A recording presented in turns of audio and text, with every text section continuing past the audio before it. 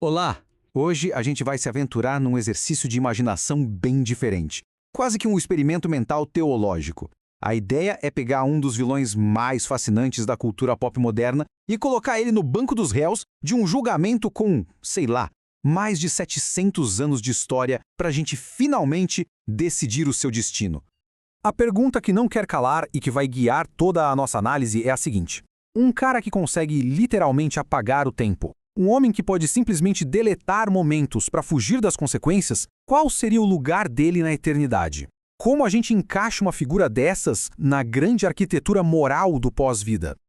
Pensa só, de um lado a gente tem o Diavolo Sucropollut, o chefe da máfia Passione, super paranoico, quase onipotente e com uma obsessão doentia por apagar o próprio passado. E do outro, o Inferno de Dante Alighieri. Um universo inteiro, sabe? Poético, teológico, onde cada pecadinho tem seu cantinho e sua punição exata. E hoje esses dois mundos vão bater de frente.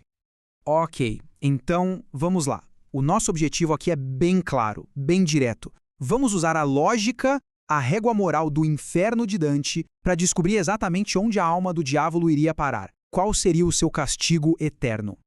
Mas antes de começar, a gente precisa combinar umas coisinhas aqui, umas regras para o nosso exercício funcionar.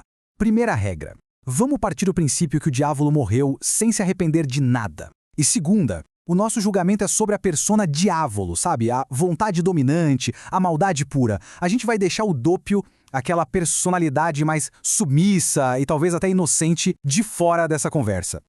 Beleza. Mas para julgar alguém, primeiro a gente precisa entender as leis, né? O código penal do inferno. E a estrutura que o Dante criou não é bagunçada, não. É uma hierarquia muito bem definida do mal. Quanto mais fundo se desce, pior é o pecado. Basicamente, o inferno se divide em 3 grandes categorias de pecado, e a coisa vai piorando conforme a gente desce. Lá no começo, mais na superfície, tem a incontinência, que são os pecados de paixão, tipo luxúria, raiva, coisas do impulso. Depois, descendo mais um pouco, vem a violência, que já é vista como um pecado mais animalesco, mais brutal. E lá no fundo do poço, o pior de todos, a fraude e a traição, os pecados que nascem da pura malícia. E é aqui que está o pulo do gato, presta atenção. Para Dante, o pior pecado que existe é usar a inteligência, o maior presente de Deus para a humanidade, para enganar, para perverter a verdade e destruir os laços de confiança que unem as pessoas. É um tipo de maldade que só o ser humano consegue praticar, e é por isso que é a mais terrível de todas. Certo. Agora que a gente conhece as regras, vamos começar o processo de eliminação. É como um funil. O diabo cometeu um monte de crimes, claro, mas a justiça de Dante não vai punir ele por tudo. Ela vai focar no pecado que define quem ele é, o pior deles. Se a gente olhar aqui, fica bem claro. Sim, o diabo era ganancioso, era raivoso, mas olha, isso é fichinha perto da capacidade dele para violência e principalmente para fraude. A fraude tá lá no topo. Na real, o dinheiro e a raiva eram só ferramentas, sabe? Meios para ele alcançar o que ele realmente queria, enganar todo mundo e permanecer anônimo. E olha, currículo para ir para o 7º círculo, o da violência, ele tem de sobra. Assassinato em massa? Checado. Tortura, mutilação, ele fez tudo isso. Dá pra imaginar ele tranquilamente lá no rio de sangue fervente, junto com outros tiranos. Sem dúvida.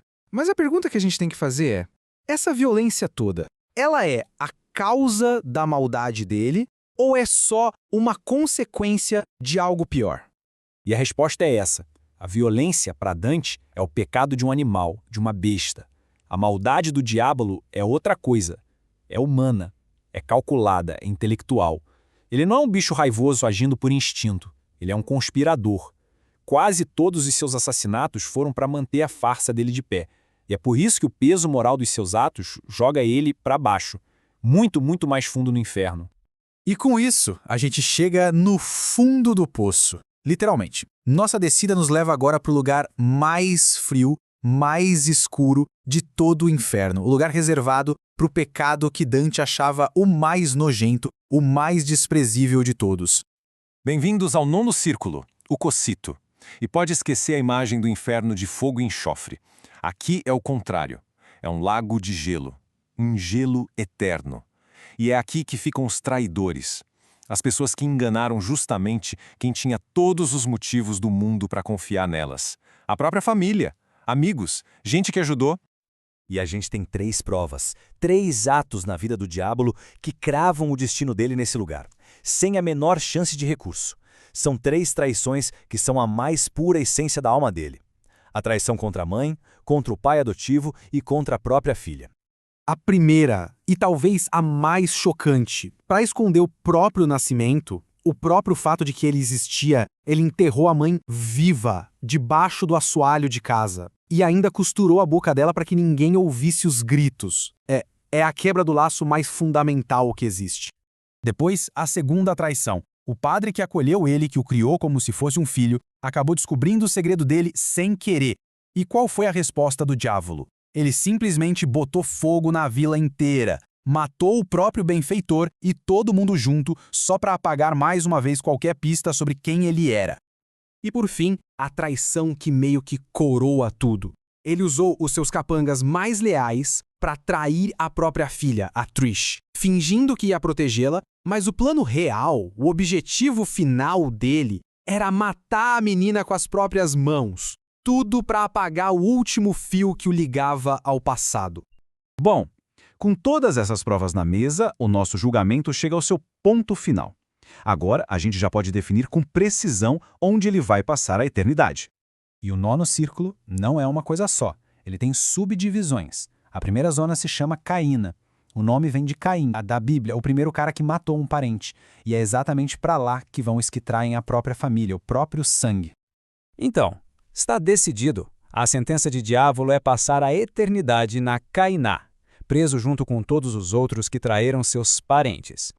Só que tem um detalhe genial no inferno de Dante. A punição nunca é só sofrimento por sofrer. É o que eles chamam de contrapasso. É uma espécie de justiça poética, sabe? O castigo é um reflexo perfeito e distorcido do pecado que a pessoa cometeu em vida.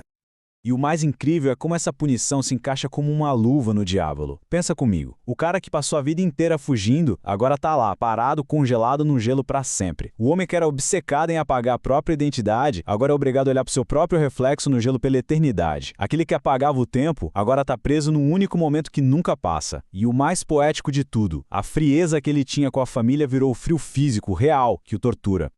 E isso tudo cria uma comparação muito interessante com a punição que ele realmente recebe na história, né? O loop de mortes infinitas do Gold Experience Requiem é um inferno dinâmico, que se repete e que até dá uma falsa esperança a cada começo. Já a eternidade congelada de Dante é o oposto, é estática, parada, sem esperança nenhuma, só a mesma verdade horrível congelada para sempre. E isso tudo nos deixa com uma última pergunta para refletir. Qual seria o pior inferno? Ficar preso num ciclo sem fim de mortes, sempre em movimento, ou ser forçado a ficar parado para sempre, congelado, encarando a verdade única e imutável de quem realmente se é.